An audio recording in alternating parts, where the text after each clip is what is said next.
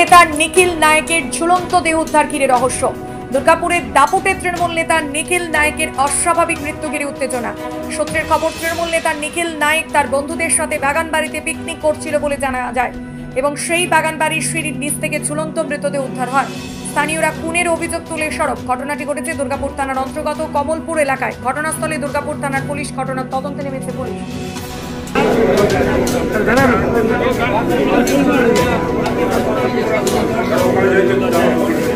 আজকে উঠবেন মাথায় লাগবে।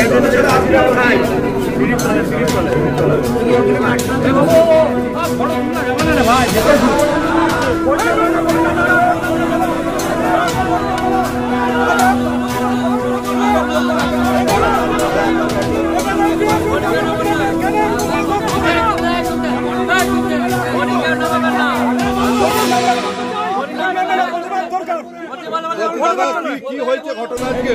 আজ দুপুরবেলা একটি মানুষকে মার্ডার করে চলে যাচ্ছে। পরিণাম আমাকে কান্ট্রি দেয়, পরিণাম আমরা চলবে না। কার দেহ উদ্ধার হয়েছে? নিখিল নায়ক। কে ছিলেন?